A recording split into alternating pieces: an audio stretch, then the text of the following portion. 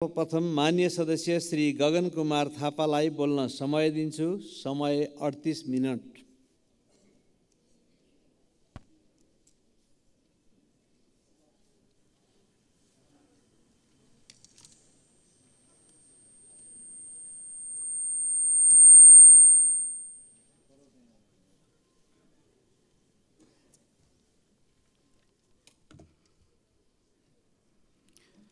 सम्माननीय सभामुख महोदय, केशव कुमार बुढाथोकी संविधान सभाको निर्वाचित सदस्य त हुनुहुन्थ्यो नै। हाम्रो पार्टी नेपाली कांग्रेसका एकजना पुरानो नेता, लोकतान्त्रिक आन्दोलनका एक सक्रिय अभियन्ता र झापा जिल्लाको त्यहाँको जनताहरूको एउटा प्रिय नेताको रूपमा र निडर व्यक्तित्व बना आफ्नो मान आर्जन गर्नुभएको नेता हुनुहुन्थ्यो। हिजो हामीले उहाँलाई गुमाएका छौँ। यो क्षणमा म उहाँलाई सम्झन चाहन्छु, उहाँको परिवारप्रति हार्दिक समवेदना प्रकट गर्न चाहन्छु र उहाँप्रति भावपूर्ण श्रद्धाञ्जली अर्पण गर्छु।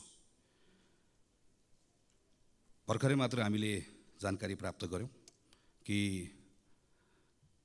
आदरणीय पद्मप्रसाद पाण्डे महासचिव नियुक्त हुनुभएको छ। म नेपाली कांग्रेस पार्टी, नेपाली कांग्रेसको सिङ्गो संसदीय दलको तर्फबाट उहाँलाई बधाई दिन चाहन्छु र यो कार्यकालको सम्पूर्ण सफलताको कामना पनि गर्छु। हामी आजबाट अधिवेशनको एउटा नयाँ यात्रामा निस्किएका छौँ। योभन्दा अघिल्लो अधिवेशन हाम्रो लागि धेरै सम्झना योग्य रहेन। सरकार आफूले पनि यो कुरालाई स्वीकार गरेको छ।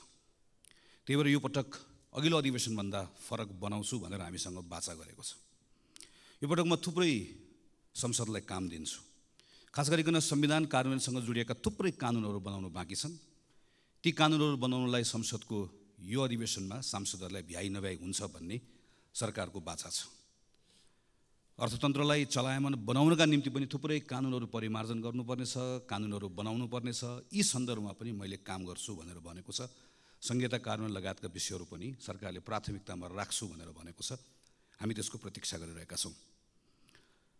संसद स्वयं आफैले पनि अघिल्लो अधिवेशनभन्दा म अलिकति काम गर्ने तरिका बदल्छु भनेर हामीले अस्ति पहिलो दिनबाटै यो यात्रा सुरु गरेका छौँ। हामी अलिकति आफ्नो काम गर्ने तरिकालाई व्यवस्थित बनाउँछौँ। हामी एउटा कार्यतालिका बनाएर काम गर्छौँ। हाम्रो संसदीय समितिहरूलाई पनि हामी थप क्रियाशील बनाउँछौँ। हामी संसद समयमा चलाउँछौँ। हामी संसदबाट सरकारले ल्याएका कामहरू समयमा टुङ्ग्याउँछौँ भन्ने हाम्रो वाचा छ। त्यो वाचामा हामी सबै प्रतिबद्ध छौँ नै। संसदीय समितिहरूले पनि यही अनुरूप आफूलाई ढाल्नेछन् भन्ने हाम्रो अपेक्षा छ। संसदीय समितिहरूको विश्वसनीयताको प्रश्न पनि छ। कतिपय सन्दर्भमा हामीले निर्देशन दिनका निम्ति हतारो गरेका छौँ। कतिपय सन्दर्भमा आरोप प्रत्यारोप पनि गरेका छौँ। कतिपय सन्दर्भमा प्रक्रिया मिचिएको र अपारदर्शी भएको भन्ने विषयहरू पनि सँगसँगै उठेर आएको छ। यो सबै कुराले संसदीय समितिको विश्वसनीयता घटाउँछ। त्यो भनेको सिङ्गो संसदको विश्वसनीयता घटाउँछ। सरकार नयाँ ढङ्गले काम गर्छु भनिरहेको बेलामा व्यवस्थापिका संसदको नेतृत्व सम्माननीय सभामुखले व्यवस्थापिका संसदलाई फरक ढङ्गले चलाउँछु भनिरहेको बेलामा संसदीय समितिको नेतृत्व गर्ने हामी जो छौँ, हामी सबैले पनि हाम्रो संसदीय समितिलाई फरक ढङ्गले चलाउँछु भन्ने एउटा सङ्कल्प गर्नै पर्नेछ। हामीसँग विगतका अनुभवहरू छन्। कहिलेकाहीँ एउटै विषयलाई दुईटा तिनटा संसदीय समितिहरूको क्षेत्राधिकार हो कि भनेर अलमल हुँदै गर्दा सँगै बसेर काम गरेका अनुभवहरू छन्। म यो क्षणमा स्वर्गीय रविन्द्र अधिकारीलाई सम्झिरहेको छु। जतिखेर उहाँ विकास समितिको सभापति हुनुहुन्थ्यो, म त्यो बेलामा कृषि जलस्रोत समितिको सभापतिको रूपमा काम गरिरहेको थिएँ। सम्माननीय स्वर्गीय सुशील कोइराला प्रधानमन्त्री हुनुहुन्थ्यो। कतिपय विषयहरूमा हामी सँगै एउटै समिति जस्तो बसेर सँगै काम गर्थ्यौँ, सरकारलाई बोलाउँथ्यौँ र त्यो बेलामा सरकारले पनि हाम्रो कुरालाई गम्भीरतापूर्वक लिन्थ्यो। आरोप प्रत्यारोप भन्दा फरक ढङ्गबाट पनि काम गर्ने ठाउँहरू छन् भन्ने सन्दर्भमा हामी सबैले सोच्नुपर्ने बेला आएको छ। यो अधिवेशनको दौरानमा संसदीय समितिले थुप्रै कामहरू गर्नुपर्नेछ, कानुनहरू बनाउनु पर्नेछ। कानुन बनाउने विषयका सन्दर्भमा पनि हामी आफैले पनि यो छोटो समयमा केही तितो अनुभवहरू गरेका छौँ। यी कुराहरूमा हामी सबै खुला हृदयले समीक्षा गर्न तयार छौँ भन्ने पनि म ठान्दछु। यही क्रममा हामी राजनीतिक दलहरू जो अहिले संसदभित्र छौँ, हामीले पनि आफ्नो काम गर्ने तरिका बदल्नु परेको छ। यो संसदको सबभन्दा ठुलो दल भएको हिसाबले नेपाली कांग्रेस यो सन्दर्भमा आफूलाई अझै बढी जिम्मेवारीका साथमा प्रस्तुत गर्नुपर्छ भन्ने ठान्दछ। यही सोचेर हामीले भर्खरै बसेको संसदीय दलको बैठकबाट गम्भीरतापूर्वक छलफल गरेर एउटा सङ्कल्प गरेका छौँ कि यो पटकको संसदको अधिवेशनमा हाम्रो उपस्थितिलाई हामी थप जिम्मेवार बनाउनेछौँ। हामी आफूलाई थप क्रियाशील पनि बनाउनेछौँ र सरकारले संसदबाट जे कुराहरूको अपेक्षा गरेको छ, संसदको ठुलो दलको हिसाबले यो जिम्मेवारीका साथमा हाम्रो क्रियाशीलताले सरकारको त्यो अपेक्षा पूरा गर्नको लागि र आम नागरिकको संसदप्रतिको अपेक्षा पूरा गर्नका निम्ति हाम्रो भूमिका तदनुरूप गर्नेछौँ भन्ने हिसाबले हामीले आफ्नो बैठकबाट केही निर्णयहरू गरेका छौँ र त्यो निर्णयले अनुरूप यो अधिवेशनभरि हाम्रा सांसद साथीहरू चल्नुहुन्छ भन्ने कुरामा म आश्वस्त पार्न पनि चाहन्छु। तर यो सँगसँगै हामीले हाम्रो यो संसदलाई आम नागरिकसँग कसरी जोड्ने भन्ने पनि हेर्नुपर्नेछ।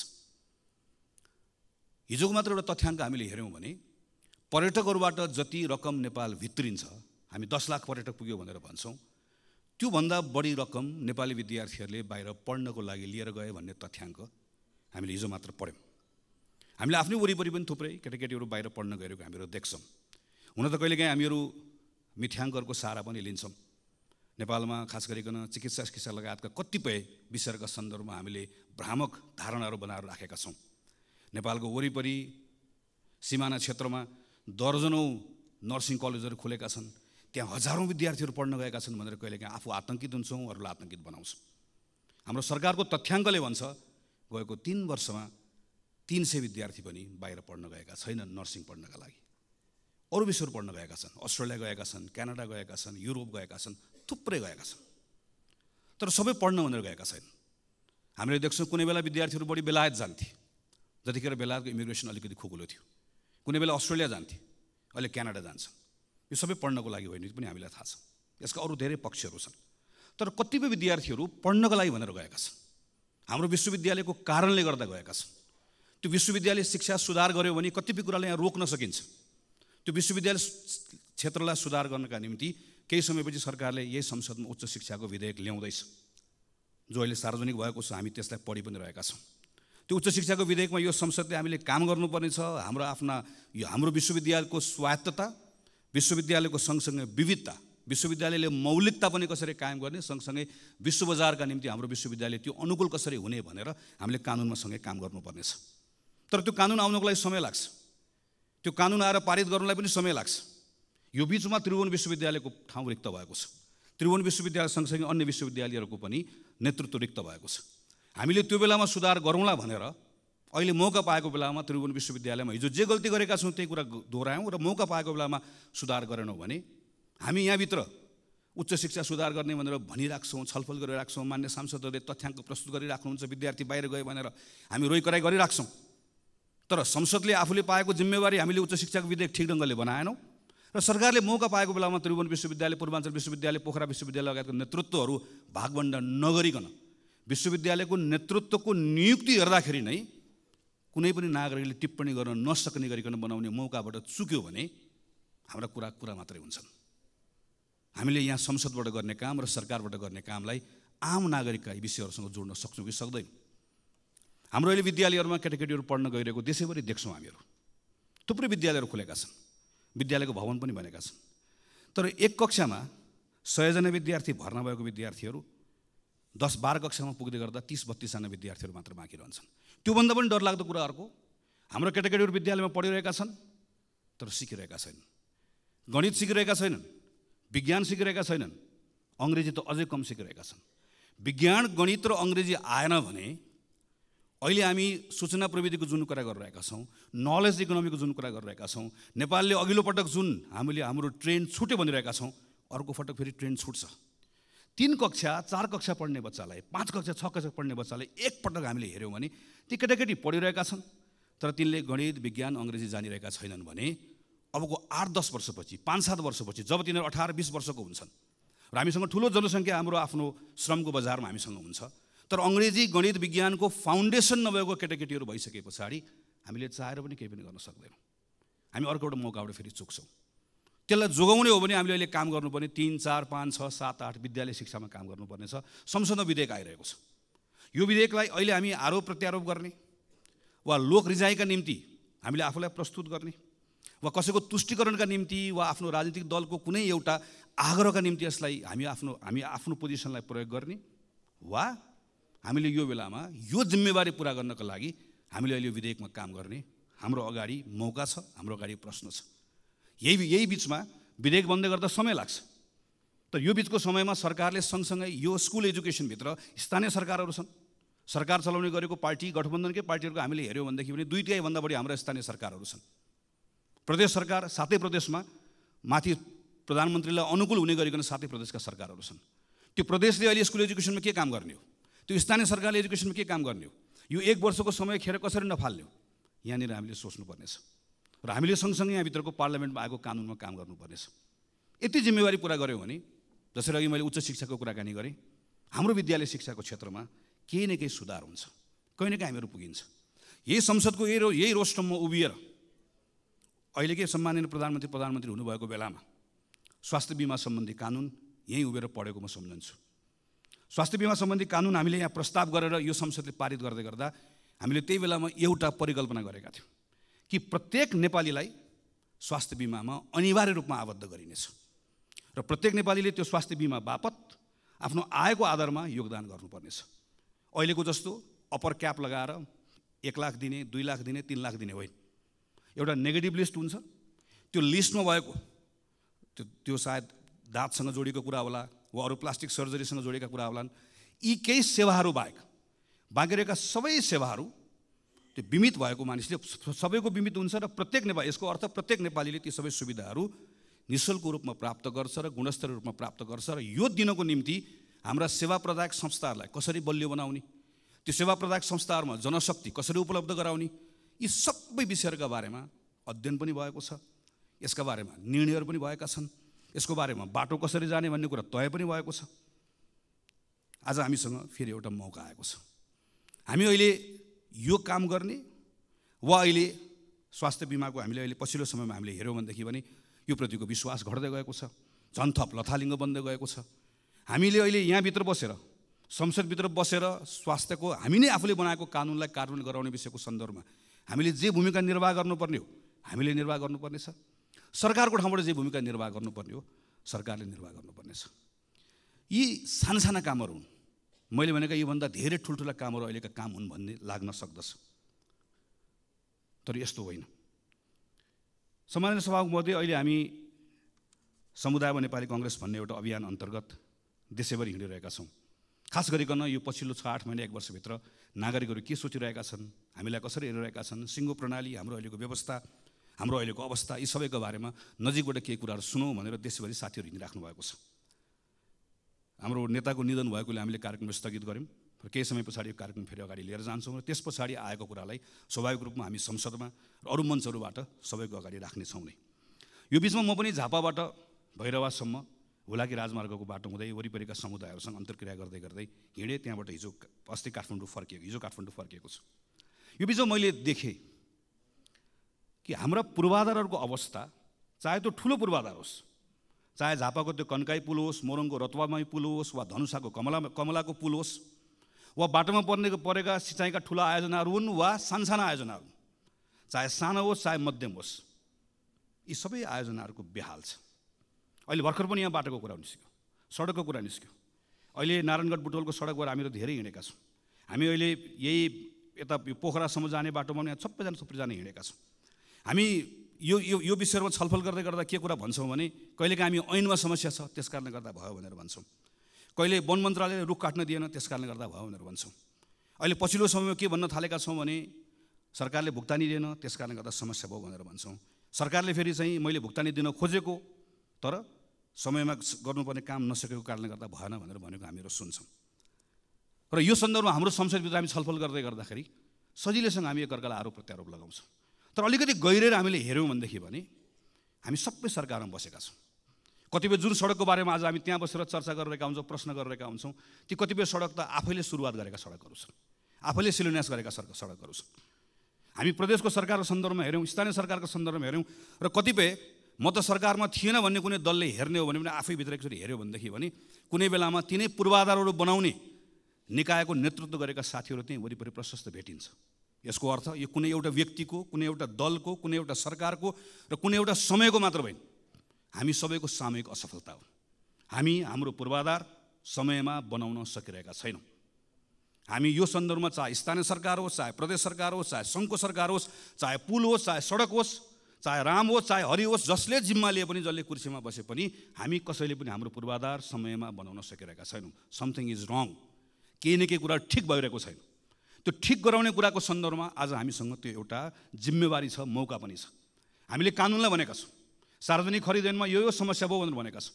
तर त्यही सार्वजनिक खरिद ऐनमा भएको व्यवस्थाको बारेमा जहाँ हामीहरू केवल कसले कति मूल्यमा बनाउने भन्ने आधारमा प्रतिस्पर्धा गर्छौँ, कसले कति मूल्यमा होइन कसले कति समयमा बनाउने भन्ने आधारमा पनि प्रतिस्पर्धा गराउन सकिन्छ भन्ने व्यवस्था छ। यो व्यवस्था लागू गरौँ भनेर पटक पटक भनेको म स्मरण गर्छु, स्मरण गराउन पनि चाहन्छु। यस्ता कतिपय कानुनको व्यवस्थाहरू भएर पनि प्रयोग गरेका छन्। कानुनमा समस्या छ भने कानुन बदल्न सक्ने ताकत यो संसदसँग छ, किनकि हामी सबैले यो मार खेपिरहेका छौँ। अभ्यासमा समस्या छ भने अभ्यास बदल्ने पनि हामीसँग त्यो शक्ति बोकेर बसेका छौँ। यो कुनै रकेट साइन्सको कुरा होइन। हाम्रै साथीहरू नेपालभन्दा बाहिर गएर जिम्मेवारी लिएर जाँदै गर्दा पूर्वाधार समयमा बनेको छ।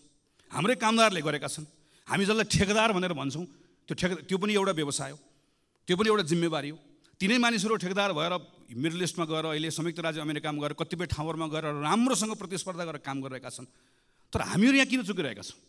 किन हामीहरू यहाँ पूर्वाधार समय बनाउन सकिरहेका छौँ? किन कुनै पनि पूर्वाधार समय बनाउन सकिरहेका छौँ? किन कुनै पनि सरकारले जोसुकै प्रधानमन्त्री होस् जोसुकै मन्त्री होस् किन बनिरहेको छैन? यो संसदले यो पटक यसका बारेमा राम्रोसँग छलफल गर्नुपर्नेछ। यसका बारेमा बसेर राम्रोसँग काम गर्नुपर्नेछ। संसदको के भूमिका हो संसदले गरौँ, संसदीय समितिले कतिपय कामहरू गर्नुपर्नेछ, सरकारले कतिपय जिम्मेवारी निर्वाह गर्नुपर्नेछ। यस्ता साना कामहरू किन गर्नुपर्ने छ भने यी साना कामहरूबाट जुन नागरिकहरूले केही परिवर्तन भएको महसुस गर्छन् त्यसले आजको दिनमा टुटेको भरोसालाई फेरि जागृत गराउन सक्दछ। म अहिले 12-13 दिन घुमेर आइसकेपछि त्योभन्दा पहिला पनि हिँडिरहेको थिएँ। म डराएको छैन, तर कता कहीँ न कहीँ मनभित्र एउटा ठुलो चिन्ता केमा लागेको छ भने एउटा भरोसा गुम्दै गएको छ। राम्रोसँग बसेर कुराकानी गऱ्यो भने राजनीतिक अधिकार पाएको कुरामा, आर्थिक सामाजिक सांस्कृतिक अधिकार पाएको कुरामा नागरिकहरूले ठुलो गौरव गरेका छन्। उनीहरू गर्छन्। उनीहरू यो मानेमा हाम्रो नेतृत्वप्रति उनीहरूको ठुलो सम्मान पनि छ, राजनीतिक दलप्रति सम्मान पनि छ। हिजोको अवस्थासँग तुलना गर्दै गर्दा हिजो विद्यालय पढ्न नपाएको मान्छे 8 कक्षा पढ्न पाउँदै गर्दा स्वाभाविक रूपमा खुसी छ। तर के कुराले चिन्तित छ, के कुराले आक्रोशित छ भने 8 कक्षा एउटै कक्षामा पढ्न थालेको धेरै भयो। 8बाट 9 जान चाहन्छ, 9बाट 10 जान चाहन्छ, त्योभन्दा माथि बढ्न चाहन्छ। तर अड्केको कुराले गर्दा आक्रोशित छ, कहीँ न कहीँ भरोसा गुमाएको छ। राजनीतिक दलहरूप्रति मात्र होइन, अहिले पछिल्लो समयमा मैले घुम्दै गर्दा मैले देखेको कुरा अड्डा, अदालत, प्रहरी, प्रशासन, दल, ब्याङ्क, वित्तीय संस्था, हामीसँग जे जति कुराहरू छन् जसलाई हामी संस्था पनि भन्छौँ। स्टेट भनेको केवल पार्लियामेन्ट अदालतहरू मात्र होइन, सबै कुराहरू सबैसँगको एउटा खालको विश्वास घुम्दै गएको अवस्था छ। यो डरलाग्दो छ। यो विश्वासलाई हामीले पुनर्स्थापित गर्नै पर्छ। यो हामी सबैको जिम्मेवारी हो।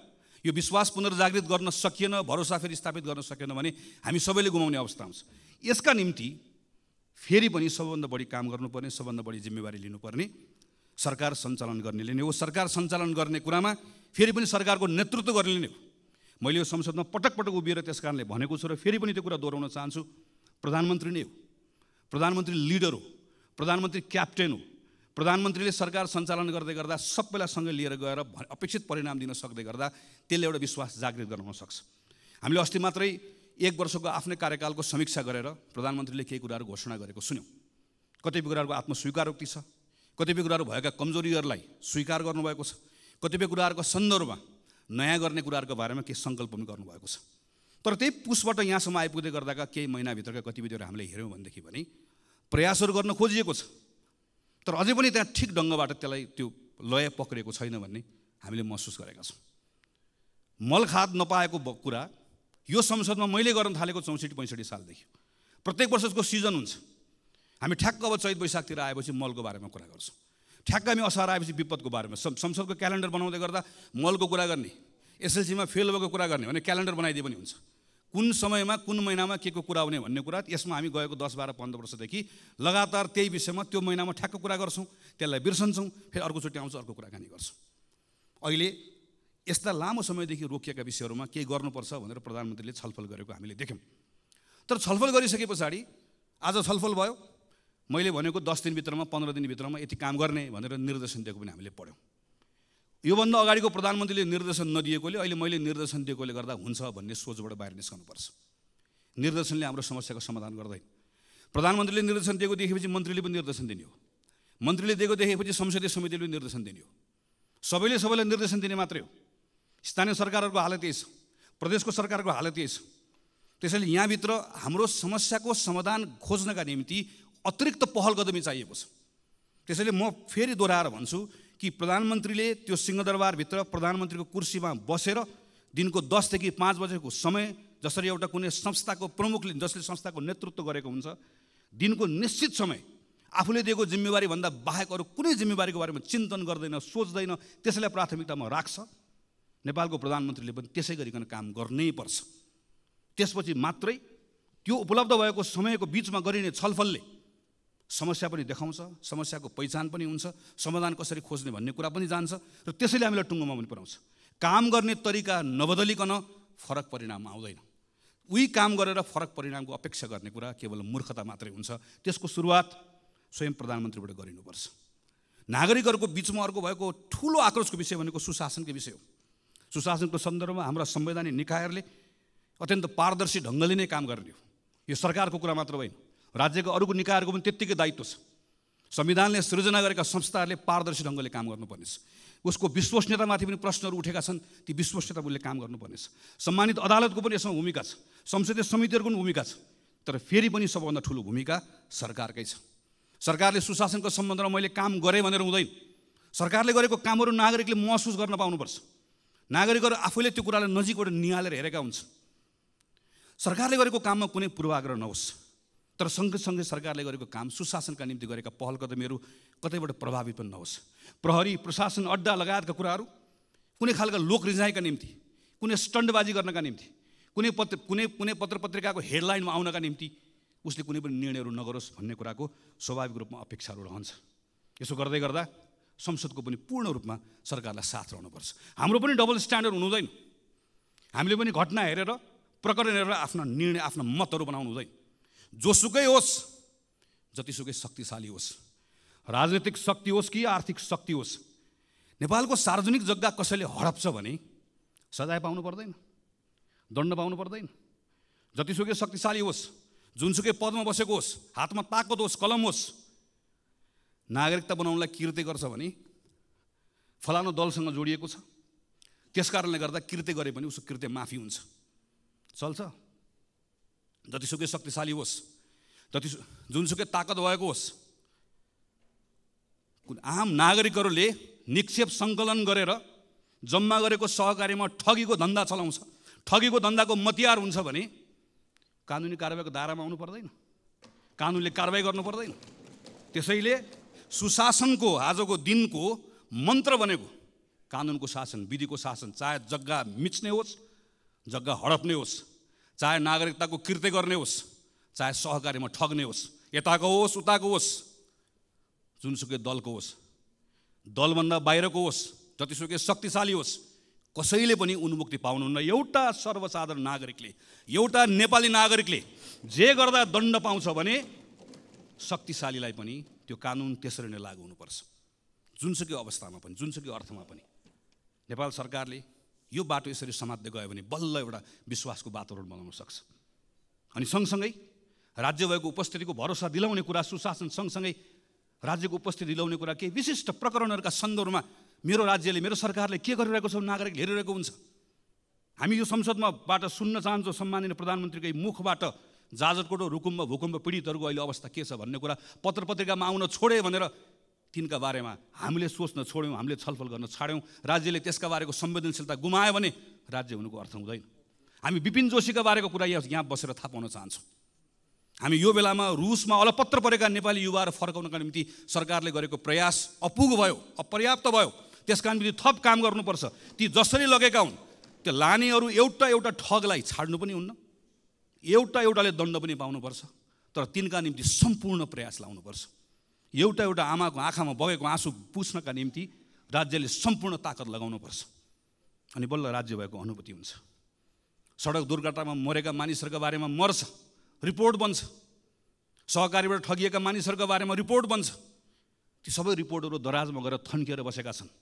हामी हेर्न चाहन्छौँ यो अधिवेशनको दौरानमा सरकारले गरेको काम, अनि सरकारका मन्त्रीहरूले यहाँ उभिएर मैले यो रिपोर्ट पढेर यसको आधारमा यो 5वटा काम गरेँ भनेर त्यहाँ उभिएर हामी प्रश्न गर्न चाहन्छौँ, त्यहाँ उभिएर हामी सुझाव दिन चाहन्छौँ, त्यहाँ उभिएर परिणाम आएको हेर्न चाहन्छौँ। हामी सरकारलाई मद्दत गर्न चाहन्छौँ, किनकि आजको दिनको सरकारको कुरा मात्र होइन, सरकारमा बसेको कारणले गर्दा मात्र होइन। हामी यो बेलामा यतिखेर सानसाना कुराहरूको परिणामबाट नागरिकहरू खुसी भएको हेर्न चाहन्छौँ। झापादेखि यहाँसम्म आइपुग्दै गर्दा कतै जङ्गली हात्तीको कुरा छ, जसरी पहाडमा बस्ने साथीहरूले सधैँभरि बाँदरको कुरा गर्नुहुन्छ, माडीको किसानहरूले रातिको समयमा निकुञ्जभित्र गाडी कुद्ने व्यवस्था गर्नुहोस्, ठुरीको मानिसहरूले सामान्य मेरो त्यहाँभित्रको मेरो भन्सारको त्यहाँको स्तरोन्नति गरिदियो। कहीँ दुधको किसानको कुरा छ, कहीँ केराको किसानको कुरा छ। मैले खालि यति मात्र भन्न खोजेको, यति साना साना कुराहरू छन् र यति डुएबल छन्, गर्न सकिने कुराहरू छन्। बसेर प्रधानमन्त्रीले मन्त्रीले एक ठाउँ बसेर यो कुरा गरौँ भनेर भन्दै गर्दा गर्न नसकिने कुराहरू छैनन्, असम्भव कुराहरू छैनन्, सम्भव कुराहरू छन्। स्रोत साधनले भ्याउने कुरा छ, नियम कानुनले दिएको कुरा छ, केवल इच्छा शक्ति चाहिएको छ। यी सानसानो कुराहरूबाट अहिले मैले शिक्षाको कुरा गरेँ, स्वास्थ्यको कुरा गरेँ। अब यही 5-6 महिना 6-7 महिनामा अहिले निराश भएको नागरिकले मेरो विद्यालयमा अलिकति सुधार देख्यो, विश्वविद्यालयको नियुक्ति सही ढङ्गले भएको देख्यो, ठगहरूलाई थुनिएको देख्यो, यता पूर्वाधारको कुरामा थोरै सुधार भएको देख्यो, साना कुराहरू मात्र देख्यो भने त्यही नागरिकले फेरि राम्रो हुँदै गयो, राम्रो हुँदै जान थालेको छ, हिजोभन्दा आज राम्रो भयो भनेर भरोसा त्यहीँबाट जाग्न थाल्छ, त्यहीँबाट एउटा स्थिति बन्न थाल्छ। यसमा हामीले ध्यान दिनुपर्नेछ। र यसपछिको सबभन्दा महत्त्वपूर्ण विषय भनेको हाम्रो अर्थतन्त्रको विषय हो। राष्ट्र ब्याङ्कले हिजो मात्रै चालु आर्थिक वर्षको 6 महिनाको अहिलेको आर्थिक अवस्थाको प्रतिवेदन सार्वजनिक गरेको छ। हाम्रो रेमिटेन्स, हाम्रो पर्यटकहरूको आगमन, हामीले अहिले प्राप्त गरेको ऋण, हाम्रो ग्रान्ट, फरेन डिरेक्ट इन्भेस्टमेन्ट, सबभन्दा ठुलो कुरा हाम्रो फरेन करेन्सीको रिजर्भ, सबैमा अत्यन्त सन्तोषजनक स्थिति देखिएको तथ्याङ्कले देखाउँछ। 6 महिनामा करिब 7 खरब 32 अरब रुपियाँ, 33 अरब रुपियाँ रेमिटेन्सबाट आएको छ। म त्यो खाडीमा, मलेसियामा, भारतमा, अरू देशहरूमा गएर काम गरेर दुःख गरेर नेपाल पठाएर आजको यो अप्ठ्यारोमा नेपाल चलाइराख्नुभएका, नेपाल चलाउनका निम्ति खास नेपाल चलाउने ती तमाम गएका साथीहरूलाई हामीले कहिले पलायन भयो भनिदिएका छौँ, कहिले भाष्यो भनिदिएका छौँ। म यो संसदको रोस्टरमा उभिएर तीप्रति सम्मान प्रकट गर्न चाहन्छु। तिनले पठाएको, तिनको मेहनतको कारणले गर्दा आज हाम्रो त्यो इकोनोमी चलेको छ। तर सरकार यो आँकडा हेरेर मात्रै मक्ख परेर बस्यो भने चाहिँ हामीहरू डुब्छौँ। किनकि यही बेलामा आँकडाको अर्को पक्ष पनि छ। ब्याङ्कसँग अहिले कहिले नभएको पैसा छ, त्यति पैसा थुप्रिएको छ, तर कर्जा लगानी नै हुँदैन। जम्मा 4% वृद्धि छ। तपाईँ हामी सबै घुमिरहेका छौँ। सानो व्यवसाय गर्ने पनि टाट पल्टेको छ, ठुलो व्यवसाय गर्ने पनि सबैको हालत बेहाल छ। कोही मान्छे पनि ठिक भयो भनिरहेको छ। जुनसुकै सेक्टरमा जाउँ, रियल इस्टेटको सेक्टरमा जाउँ, म्यानुफ्याक्चरिङको सेक्टरमा जाउँ, एग्रो बिजनेस गर्ने सेक्टरमा जाउँ, स्मल इन्टरप्राइजेस गर्ने सेक्टरमा जाउँ, कहीँ कसैले पनि ठिक भयो भनेर भनिरहेको छैन। किनकि आन्तरिक अर्थतन्त्रमा ठुलो शिथिलता आएको छ। र यही बेलामा हामीले हेऱ्यौँ भने, अहिले पनि सुन्ने समय मैले सुनिरहेको थिएँ, यति निरस हाम्रो अहिलेको अवस्था। हामीले यदि खास गरिकन पुँजीगत खर्च हामीले हेऱ्यौँ भने आज 6 महिना 24 दिन भयो यो आर्थिक वर्षको, पुँजीगत खर्च कति भएको छ भन्दा 19.21%, जबकि आजको मितिमा 50% कम्तीमा खर्च भइसक्नुपर्ने हाम्रो अवस्था हो। केन्द्रीय सरकारको जस्तो छ, स्थानीय सरकार र प्रदेश सरकारको पनि त्यस्तै छ। गएको 5-6 वर्षमा हामीले हेऱ्यौँ भने 60% कसैको पनि नआएको छैन। यो पुँजीगत खर्च हेर्दै गर्दा तथ्याङ्कको कुरा मात्र होइन, पुँजीगत खर्च कम भएको कारणले गर्दा आजको दिनमा हाम्रो यी सबै बाह्य सूचकहरू ठिक हुँदै गर्दा पनि हाम्रो आन्तरिक अर्थतन्त्र यति शिथिल हुनुको मुख्य कारण भनेकै हामीले गर्ने पुँजीगत खर्च गर्न नसकेको कारणले गर्दा। यसको यति धेरै ठुलो यसले एउटा साइकल बनाएको, यति इन्टरट्विन छ यो विषय, एउटा अर्कोसँग जोडिएको छ। यो कारणले गर्दाखेरि यस्तो खालको एउटा भयानक स्थिति सृजना भएको छ। तर यो पुँजीगत खर्च बढाउनुको निम्ति हामी जान्न चाहन्छौँ र हामी यदि हाम्रो भूमिका के हुन्छ भने हामी मद्दत गर्न चाहन्छौँ। तपाईँ हिजो गरेको भन्दा के फरक गर्दै हुनुहुन्छ? हाम्रो प्रधानमन्त्री कार्यालय, हाम्रो अर्थ मन्त्रालय, हाम्रो अरू मन्त्रालयहरू, समग्रमा सरकार हिजो गरेको भन्दा के फरक गर्दैछ, के नयाँ ढङ्गले गर्दैछ, जसको आधारमा हामी विश्वास गर्न सक्छौँ कि अब पुँजीगत खर्च हिजोको भन्दा फरक हुन्छ। हामी त नयाँ बजेटको बारेमा छलफल गर्न थाल्यौँ, गर्ने पनि पर्नेछ, हामीले भनेको टाइममा गरौँ भनेर। तर नयाँ बजेटको छलफलको कुराको अर्थ के? पुरानो बजेटको बारेमा हामी सक्यो। अस्तिसम्म हामी पुरानो बजेटमा छलफल गर्दैथ्यौँ। बजेट कार्यान्वयनको अहिले चरणमा यति निराश लाग्दो अवस्था भएको बेलामा हामीले यो बेलामा पुँजीगत खर्च बढाउने विषयको सन्दर्भमा हामी यो गर्छौँ, यसरी गर्छौँ भन्ने कुरा गरेनौँ भने यसले हाम्रो अवस्था बदलाव ल्याउँदैन। हामी चाहन्छौँ सरकारले यसका बारेमा प्रयासहरू गरोस्, गरि पनि रहेको छ। कतिपय गरेको कुराहरूको बारेमा हामी जानकारी पनि चाहन्छौँ, हामी सूचित पनि हुन चाहन्छौँ, हामी त्यहाँ सुझाव दिन चाहन्छौँ, हामी सँगसँगै यी विषयहरूमा काम गर्न चाहन्छौँ। यति गर्न सकियो भने त्यसले थोरै सरकारलाई स्पेस दिन्छ। त्यो स्पेस पाएपछि अब के कानुनहरूमा काम गर्नुपर्नेछ। कम्तीमा पनि 5वटा कानुन खारेज गर्नुपर्नेछ। 28वटा कानुन, विदेशी लगानी, सार्वजनिक निजी साझेदारी लगायत हामीले टिपेर हेर्दै गर्दाखेरि करिब 28वटा नयाँ कानुनहरू यहाँभित्र बनाउनु पर्ने र परिमार्जन गर्नुपर्नेछ। अर्थात् करिब 40को हाराहारीमा यो संसदले अबको 5-6 महिनाभित्र कानुनमा काम गर्नुपर्नेछ। हामी ती कानुनमा काम गर्न तयार छौँ। पहिला सानो क्विक विन्सहरू हामीलाई चाहियो। त्यसले थोरै विश्वासको वातावरण बनाउँछ। त्यति विश्वासको वातावरण बनाइसकेपछि हामीले कानुनमा सुधार गर्नुपर्नेछ। त्यसले अझै वातावरण दिन्छ। त्यति वातावरण दिएपछि अनि हामीले अर्थतन्त्रको संरचनागत सुधार गर्नै पर्नेछ। किनकि हामी निर्वाचनमा जाने, निर्वाचन जित्ने, बहुमतको सरकार बन्ने, संविधान बनिसक्यो, कुनै अहिले युद्ध द्वन्द्व केही छैन, हामी सामान्य अवस्थामा छौँ। यो अवस्थामा पनि हामीले अर्थतन्त्रको संरचनागत सुधार गरेनौँ। हेर्नुहोस् त हाम्रो व्यापार घाटा, हामी अहिले हेऱ्यौँ भने हामी बङ्गलादेश जस्तो हुने भन्छौँ म्यानुफ्याक्चरिङ सेक्टरमा। हाम्रो अहिले करको दर जुन छ, करको यो दर राखेर हामी बङ्गलादेश जस्तो हामी म्यानुफ्याक्चरिङ सेक्टर बन्न सक्छौँ। हामी पर्यटनमा यत्रो ठुलो आशा गरिरहेका छौँ। तर आजको दिनमा हाम्रो म्यानुफ्याक्चरिङ सेक्टर लगायतको यी सेक्टर्सहरूबाट हामीले रोजगारी सृजना गर्न सकेनौँ भनेदेखि भने हाम्रो अर्थतन्त्रको हालत अहिले जे छ अझ योभन्दा पनि कमजोर बन्दै जान्छ। हाम्रो अर्थतन्त्रमा संरचनागत सुधार नगरिकन हाम्रो अवस्था बदलिन्न। संरचनागत सुधारको लागि पहिलो पाइला नचालिकन गन्तव्यमा पुगिन्न। पहिलो पाइला चाल्नको लागि आत्मविश्वास चाहिएको छ। आत्मविश्वासको लागि अहिले केही सुधार गर्नुपर्नेछ। सानो सुधार गऱ्यौँ थोरै ठाउँ दिन्छ। थोरै ठाउँमा बसेर कानुनी सुधार गरौँ अझै ठुलो ठाउँ दिन्छ। अनि त्यो ठुलो ठाउँले आत्मविश्वास दिन्छ। त्यसपछि हामीले संरचनागत सुधार हामीले गर्नै पर्छ। हाम्रो अहिलेको जस्तो एग्रिकल्चर राखेर, अहिलेको जस्तो म्यानुफ्याक्चरिङ राखेर, अनि अहिलेको जस्तो हाम्रो यति यो खालको सर्भिस सेक्टर राखेर, अनि सर्भिस सेक्टरको हाम्रो कन्ट्रिब्युसन चाहिँ 60% बढी सर्भिस सेक्टरको भनेर हामीले भन्ने, तर हाम्रो सर्भिस सेक्टर जुन खालको छ यो खालको सर्भिस सेक्टर राखेर हामी कहीँ पनि पुग्दैनौँ। हामीले एउटा ठुलो जम्प गर्नुपर्ने छ। त्यो जम्प गर्नुको लागि हामीलाई एउटा ठुलो आधार चाहिएको छ। यसका निम्ति सम्माननीय सभामुख महोदय, योभन्दा राम्रो मौका कहिले आउँछ? संविधान बन्यो, संहिता आयो, सङ्घ छ, प्रदेश छ, सबैतिर अहिले एक खालको अनुकूलता छ, सबैतिर एउटा खालको वातावरण छ। हामीलाई कुनै बाह्य कारणले गर्दा अप्ठ्यारो भएको छैन। हामी सबै सहजतामा छौँ। हामी सबै सहजतामा भएको बेलामा पनि नेपाल सङ्कटमा छ, नेपाल सङ्कटमा छ, नेपाल अप्ठ्यारोमा छ भनेर भन्ने हो भने चाहिँ सजिलो चाहिँ कहिले हुने हो? के भयो भने चाहिँ नेपाललाई सङ्कटबाट बाहिर निकाल्ने हो त हामीले। त्यसैले यो बेलामा फरक ढङ्गले काम गर्ने कुरामा सरकारले सोचोस् भन्ने हो। र नेपाली कङ्ग्रेस पार्टी हामी संसदको ठुलो दलको हिसाबले यो अभियानमा हामी सरकारमा छौँ, हाम्रो जिम्मेवारी छ, त्यहाँ पनि छँदैछ। हामी यो संसदको यो ठाउँबाट पनि सरकारले बनाउने कानुन, सरकारले यहाँबाट खोजेका तमाम कुराहरूका सन्दर्भमा हामी सहयात्रा गर्न चाहन्छौँ। हामी सँगसँगै मद्दत पनि गर्न चाहन्छौँ। यी सबै विषयहरू छलफल गर्दै गर्दा संविधानको अर्को पाटो हामीले बिर्सनौँ न। हामीले संविधानमा दलितका बारेमा कुरा गरेका छौँ, मधेसीका बारेमा कुरा गरेका छौँ, महिलाका बारेमा कुरा गरेका छौँ, अल्पसङ्ख्यकका बारेमा कुरा गरेका छौँ। यी तमाम विषयहरूको कुराकानी गर्दै गर्दा यो केवल बोल्ने विषय मात्र होइन। केही समयपछि संसदमा निर्वाचनको ऐन आउँदैछ, राजनीतिक दल सम्बन्धी ऐन आउँदैछ।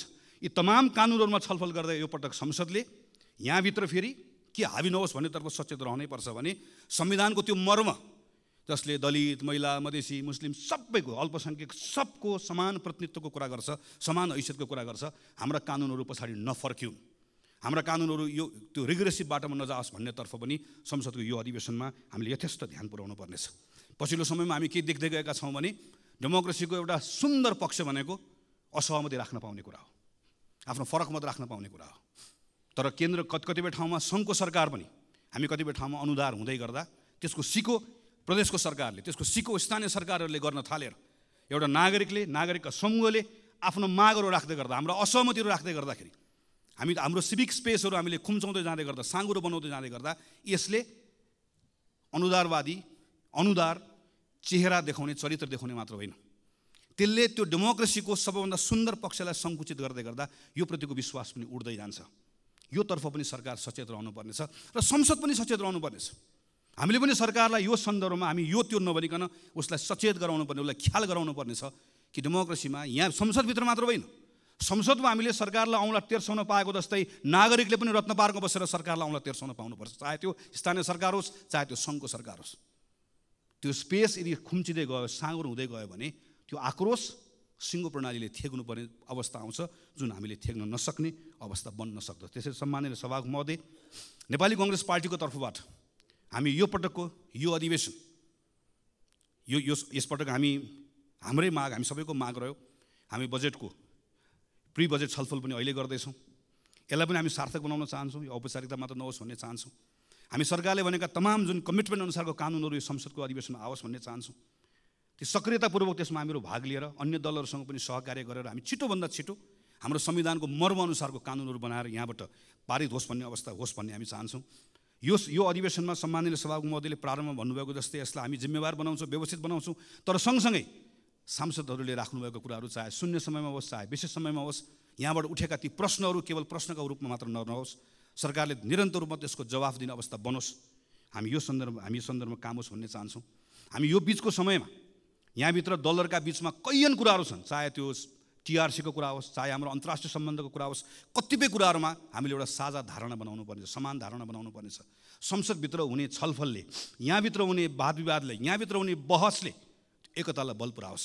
चाहे त्यो शान्ति प्रक्रिया टुङ्ग्याउने सन्दर्भमा होस्, चाहे त्यो हाम्रो अन्तर्राष्ट्रिय सम्बन्ध, यो दल त्यो दल नबनिकन नेपालको अन्तर्राष्ट्रिय सम्बन्धलाई सबैले अन गर्ने हाम्रो आफ्नो अन्तर्राष्ट्रिय सम्बन्ध बनाउने कुराको सन्दर्भमा, चाहे अहिले अप्ठ्यारोमा परेका इकोनोमीका कतिपय कुरालाई सुधार गर्ने विषयका सन्दर्भमा हाम्रोभित्र हुने यहाँभित्रको छलफलले, प्रश्नले, वाद विवादले, यहाँभित्रको बहसले त्यसलाई बल पुर्याओस्। अझै सँगै काम गर्ने कुरामा त्यसलाई ताकत दियोस्। हामी यो चाहन्छौँ र यसका सन्दर्भमा नेपाली कांग्रेस पार्टीको तर्फबाट सम्पूर्ण रूपमा हाम्रो कमिटमेन्ट छ। हामीले यो पटक अस्ति भर्खर बसेको संसद दलको बैठकको निर्णयमा भनेका छौँ, संविधानको रक्षा, यो व्यवस्थाको सुदृढीकरण र आम नागरिकहरूले व्यवस्थासँग गरेको जुन अपेक्षा छ त्यसलाई पुरा गर्ने भन्दा आजको दिनमा हाम्रो लागि अर्को कुनै विषय छैन, हाम्रो लागि अर्को कुनै प्राथमिकता छैन। त्यो नै हाम्रो लागि सर्वोपरि छ।